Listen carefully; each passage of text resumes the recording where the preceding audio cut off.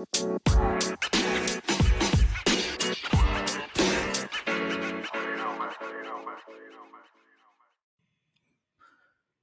everyone, thanks for tuning back in.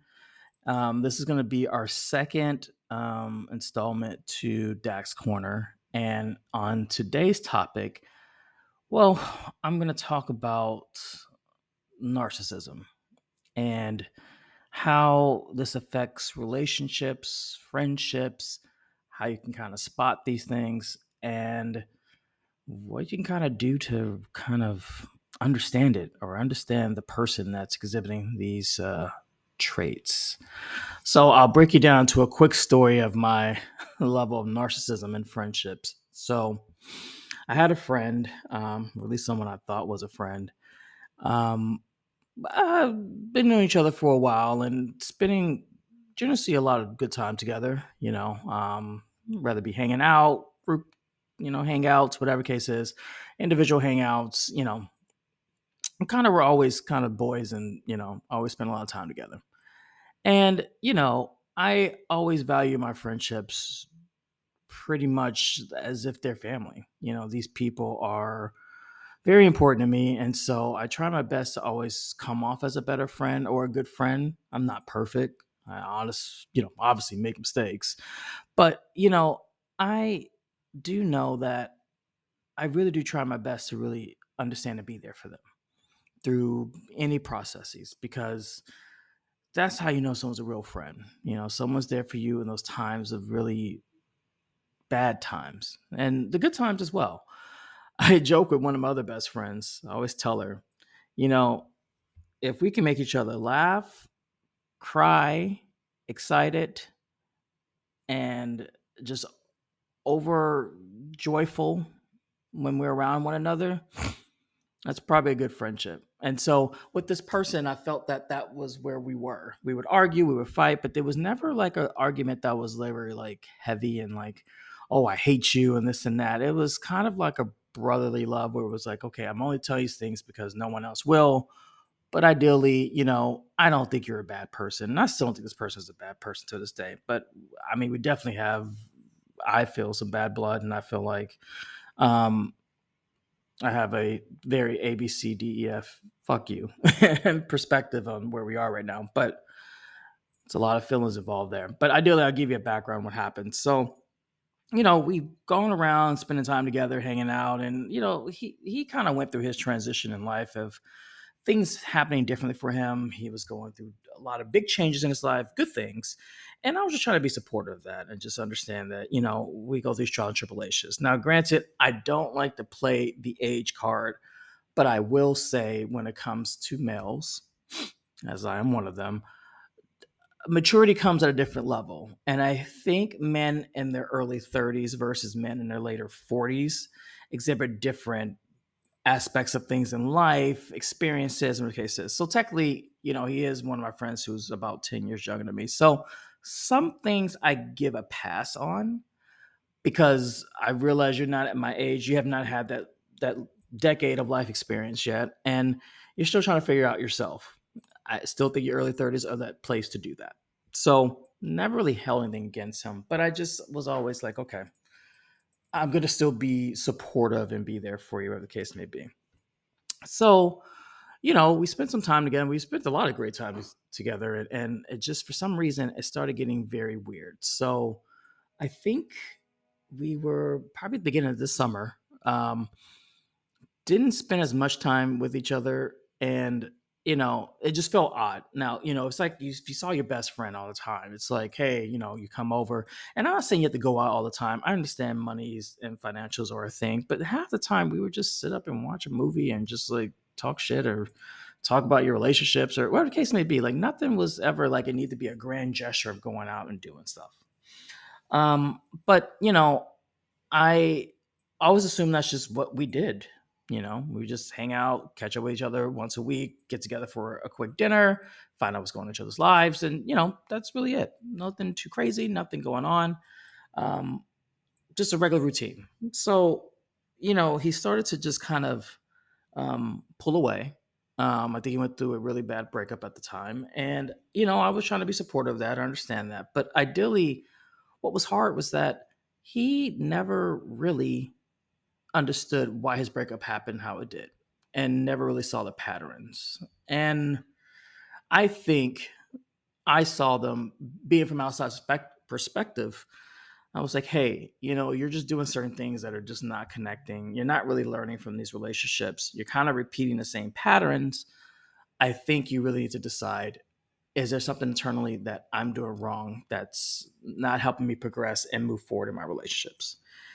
And I don't think he ever got mad at me, or I guess maybe appreciated it, but I was always trying to be there for him. So towards the end, we were maybe a couple months ago, we were trying to make plans to hang out. Nothing crazy. Hey, let's go see a show, or let's whatever. It's summertime in New York. Let's kind of go out and do something, chill, low key, whatever the case is. And he just kept flaking. So I'm like, okay.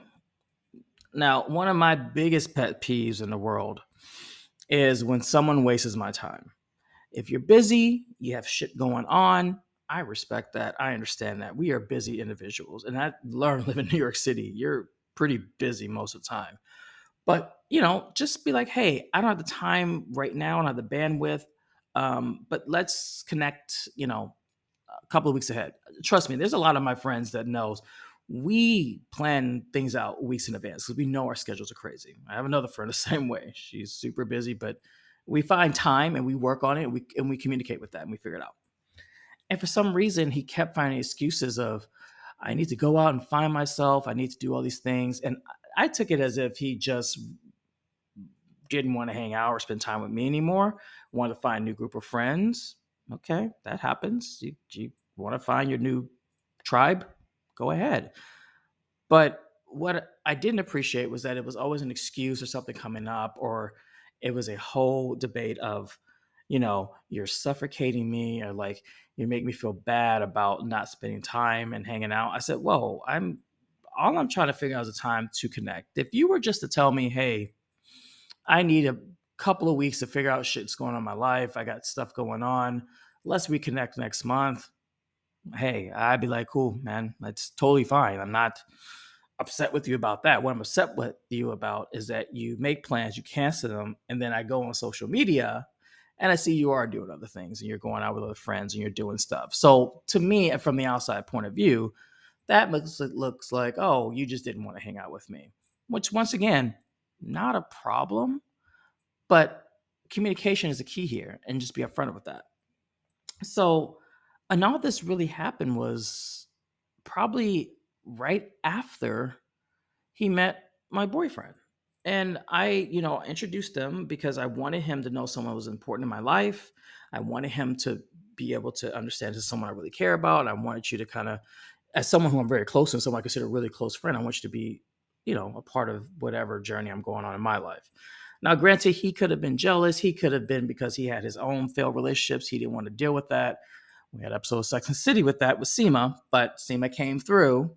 Proud of you, Seema. And realize it's not about you. It's about your friend's friendship. And it's about seeing them happy and what the case is.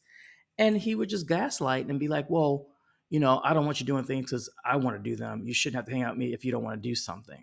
Now, what kind of fucking logic is that? Like, I don't want to hang out and do something because you don't think I want to do it. I mean, you do things for your friends that, yes, you don't always want to do, but you will do them because this is something important to your friend in their life. If you know that's something they love to do, you want to cherish that. You want to be there for them. You want to say, hey, I'm rooting for you.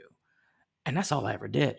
I just rooted for you, even though technically this person became the biggest liability in my life because everyone was telling me, be careful, watch out for him. Not that he's a bad guy, but he has narcissistic tendencies because he only really cares about himself and he really only hears what he wants to hear. He can never divulge anything else around someone else. But I kept thinking, no, because there were times that we were close and he would always check in on me. He would always make sure I made great decisions. We would always check in on each other. So I didn't even think of that. I said, no, there's no way. No, no way. He could not do that. That's not the friend I know. And as it kept going, and as we kept going through this transition of wherever we were in our friendship, he just kept pulling out certain stops that I thought, wow, maybe he is a narcissist. And maybe he doesn't even know it.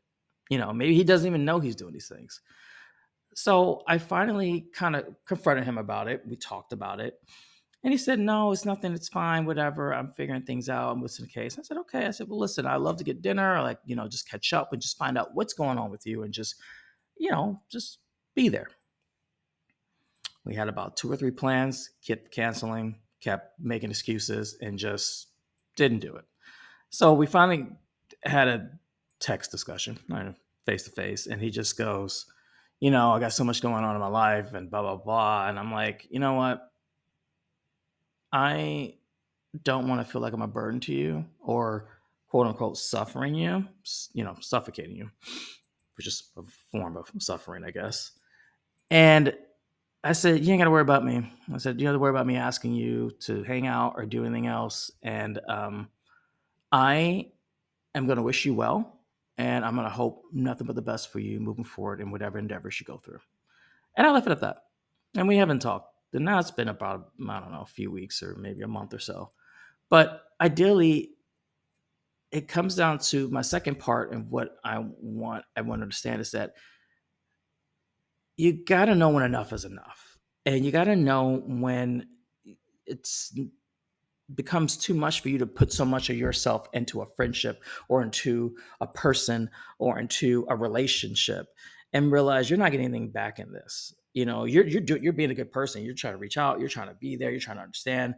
But this person's not seeing that. They're not respecting the fact that like you are really in in all cases really caring about them and their well-being. So you just got to walk away. And that's just what I had to do. Now, I'm not going to say I'll say the door is closed, but it's unlocked because I am not the person to hold on to grudges. I mean, I could have deleted him from Instagram and social media and said, fuck you, and whatever the case is. But I said, you know what? That's just a level, for me personally, it's just a level of pettiness I don't deal with. Other people have other reasons for doing it, and I don't judge anyone else for doing that. But for me personally, I don't think it's worth all that. You just mute them and just don't look at their stories. And that's really all I did. And I was hoping at some point that, okay, maybe we can like resolve this and we can figure this out. But I was also hoping the fact that he was just like, hey, man, I'm sorry. Let's figure this out and talk this through. I'm sorry I had shit going on. But he hasn't done that. And I don't think he ever will. And until he realizes the people he hangs out with are not truly all his friends. They're great people. They're nice people. They're probably fun to be around. And I like to call them yes people. But are they really going to be there for you when it's your darkest hour and something really bad happens to you? Probably not. Um, Maybe they will, but 9 or 10 times they're not. And so I really had to realize it's not worth it. It's not worth putting yourself out there for someone in a friendship or caring for someone if they just don't want to do the same thing back. You can love them from a distance. You can love them and care about them and wish them well, but it's not worth you putting energy to feel that hurt and that pain. And to be honest, it is a level of hurt that I think I'll always have, but I think in time it'll go away. It's with any relationship. When you're close to someone, you care about them, you love them, you're always going to feel a little hurt. Um, but ideally, I'm not going to put much effort anymore. I think I've done everything on my part to really be a good friend. And I'm not saying I'm the best either. I don't think I'm the worst because if I was the worst, I wouldn't have any friends. But ideally, I have a few. So I don't think I'm doing anything really wrong. I just think I picked the wrong people to befriend or try to be there for. Or I put my energy and efforts to friendships that do not reciprocate that level of understanding and growth. Because I have good friends where it's like I have a bad day, they come and listen. Hey, what's going on? Dak, talk to me. What's happening? Those are people you want to have in your life. What's going on? Like, hey, let's just find some chill night. Let's just talk. Let's just do this and that. Those are the kind of friends you really want in your life, not someone who's going to be intimidated by the fact that you are a great personality and when you walk into the room, people just want to get to know you and talk to you. And that person who's your friend should not be jealous of that or should not be intimidated or threatened by that because that shows their level of insecurities. And you cannot dim your light to make someone else shine brighter. Like, Got that from my girl Nene. But you just can't. It's not worth it. It's not worth you putting that out there. So ideally, I say this only because um, you got to know when to let go. And so I found a really great article about this. And then when I read this article, and I don't think we don't give Yahoo a lot of credit for some good articles they do put out. I mean, there's a lot of stuff that's out there in the internet. You're like, whatever. But I actually thought, man, I went through this kind of transition with a friend. And I'm like, you know what? I'm starting to see how this works. And thinking about it in the case of relationships as well in my past and being like, wow, narcissism is really a thing. So the article I pulled up, and I'll put a link in the podcast, but it really talked about um, the signs of what you can see in a narcissist. And 9 to 10 times they're men, but I don't want to be sexist either because women could be narcissists too. And when you think of narcissism, you probably the number one person or people you think about are actors. Who loves themselves more than anyone else in the world? Who needs that clout? Who needs that coverage? Who needs the world to love them, to feel appreciated, to feel seen, to feel, uh, I wouldn't say above all, but maybe there are some actors who feel that way, but um, who have this whole vision of, wow, it's really just about me and no one else. There's most actors. Now, not all, because there's some great actors out there who I know are not about that life and really are about the art and the work and what they do and amazing. But the ones, and it's mostly reality stars that live for this shit. And so I'm going to go through a couple of the phrases. Now, I want you to dig back and think about your friends, past relationships, maybe current relationships, and see if any of these words or phrases really stuck out for you. Um, these really crack me up sometimes. When someone tells you you're my soulmate, and now this is like when you first meet someone, maybe in the first couple of weeks. I'm always I wouldn't say red flag, but I'm just like, that is very interesting to me.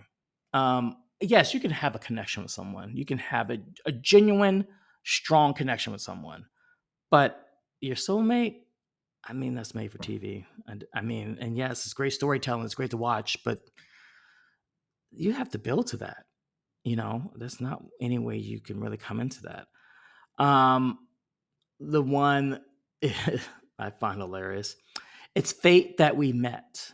I don't think fate had anything to do with it. I think it has more of coincidence, time, space, location, life. There's no fate. Now, there are times in relationships where it's like, hey, you may have had a misconnection. It didn't work out. And then down the road, you did get together. And okay, in a way, you guess you can use fate for that. But to say to someone the first couple of weeks, I'm like, okay, girl, bye. Am I your only friend? You're my only friend. Now, this is a huge red flag for me because you should not just be each other's friends. Any relationship needs to have a sense of growth, a sense of community, and a sense of, hey, you have your people, I have my people. But yeah, of course, we're there for each other. We support each other. We are always in each other's teams. But the fact that it's just me and you, mm-mm-mm. You need to run from that one. That's a definite huge, huge red flag. And especially when they say things like "we don't need anyone else." No, absolutely not. I had someone say that to me one time, and I was like, "Yeah, this is not going to work." Um, we'll be together forever. Now, I'm trying not to laugh, but I, once again, these are things you hear in movies and you hear things in storytelling, but like yeah, you like to be together forever. I like to say I'd be with my boyfriend forever, but that's not. Uh, I don't know that things can happen. Things change. Of course, you work towards being that couple and being those people or having that friend in your life, but you don't know if that's going to happen. And truth be told, I wouldn't have thought that me and my other friend would have got into it or had a fight, but here we are. I wouldn't have thought that, and it is. So When people say things like that, I'm like, come on, you cannot believe things that come along that route. And this is the level of kind of like gaslighting. It's a way of manipulation and a way of saying, hey, you are the bad person, you were wrong. And they call it love bombing in a way, but it's a level of just really gaining that control. And it's a very abusive tactic, but sometimes you just don't understand it or see it. Now, this is where it gets pretty bad because, as the article says, once a narcissist has a hook of their victim, God, I just really hate to use that word, but I guess that's true in a way. They start showing their true feelings and their true selves. So you really start seeing these things. And in my case, of my friend, I was like, wow, okay, I'm starting to see these things. Um, I mean, they say things like you're too sensitive, you're crazy. I don't think you should ever call anyone crazy. No wonder no one likes you. My friends hate you, but also defend you and have your back. Now, that's a difficult one because ideally, it, that's a two-way street. Because if your friend is always, or a person that you're dating is always causing a scene or becoming a problem in a social situation, then yes, that is an issue. And of course, you want to defend your person, but at some point, you can't defend everything else they do because they're their own individual and their own person. So that's a double-edged sword. But yeah, when people use it in certain contexts, it's kind of shitty. Insecurities, that is the huge, huge, huge one. I mean, we're also insecure about things about ourselves. I'm so insecure about things about myself. Now, I don't express that a lot to people, maybe to my partner, and I talk to him about everything, but I don't have that level of insecurities when it comes to just being out and seeing people. I'm happy for anyone else I meet. I do question certain things that people do, and a level of judgment that I am working on. But I mean, hey, you make your choices in life. You choose to wear that outfit, great. You choose to start an OnlyFans, that's your business. You choose to think that you're better and holier than other people and that you're never wrong. Who am I to tell you anything different? Because one way or another, you're going to figure out your own self in your own time. That's not my place to tell you that. You're going to figure it out on your own. Um, you're so manipulative, which is coming from the ultimate manipulator, I find very hilarious. Um, and it's a level of explaining their behaviors to the point where it's like everything's great. But, here's the thing, the article says narcissists may deflect, project, victimize themselves, or scapegoat another person as a means to distract someone from focusing on a failure or shortcoming of the narcissist.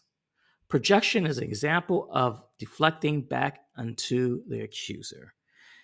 When I was talking to my ex-friend and I said, why your relationships weren't working, he never once mentioned anything that he did wrong. And that was something I was like, I look back at my past relationships, I could tell you 100% what I did wrong in my relationships. I could tell you I was either too needy or maybe too clingy. Maybe I wasn't too trusting. Maybe I didn't learn to communicate. One of my main issues with my relationship was that I wasn't able to open up and communicate and express my feelings. Those are things I learned. And I said, those things I'm not going to repeat. He could never say anything is wrong. It was always someone else. And I'm like, now I'm starting to see. Um, and then they'll use all these excuses. Now, I shouldn't say excuses, but they'll use them as I want to play the victim. I want to feel like I'm hurt. Oh, my ex cheated on me. This is the way because my parents were so mean to me. I mean, yes, your parents raise you a certain way, but after a while, you have to learn from those things. I come from a family of divorce. And I learned that, wow, they probably should have been divorced. And I've seen some couples where it's like they stay together for the kids, and I'm like, that doesn't help anything. That doesn't make it better. That doesn't make things easier. Kids aren't stupid, they can see what's going on. So, this whole cycle of I'm blaming my parent, it's like you learn from those things. You learn from it, you don't repeat it, and you move on from it. That's all life lessons are. Um, Everyone abandons me, so you have to help me. I mean, it's almost. poetic in a way because it's just like, wait, I'm supposed to help you when you need to be helping yourself. It's a two-way street. I'm here to support you and I'm here for you, but Jesus, I'm not going to help you through everything. I'm not going to hold your hand through everything. And you have to do that with some of your friends. Some of your friends want you to always be their answer, but then sometimes your friends just want you to listen. Just say, hey, I see an ear to lean on. Okay, I'm here to listen. You got to know those balances. And I had to learn that myself too. I didn't do enough of listening. I did a lot of judging in my past. And I learned moving forward, I'm not going to do that anymore. I'm going to learn to be a better listener, which is what my last podcast was about. And I think I've gotten a lot better with that. And the craziest part, you need to stop being so selfish, careless, and busy with other people. You know, I some people seem to think they're destined to be alone or they're destined to not have this level of connectivity with someone. And that's just not the case. You might be with someone and you will wake up one day and realize this person's not right for me. This person's not the person I thought they were. And you've got to be okay to walk away from that and realize your own self worth. And that's where insecurities comes back. You got to realize, man, there's a million people in the world. Sorry, billions, but New York City, definitely millions. But you can't think that's all you deserve.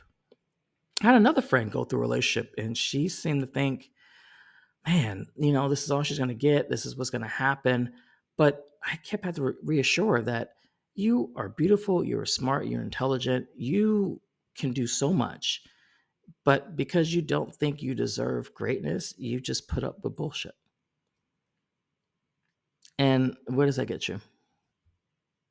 Nowhere. So at some point, realizing your self worth is going to be the most important thing you want to do when you think about your next steps. Um, just other things they say. I don't like your friends. They're not good enough for you.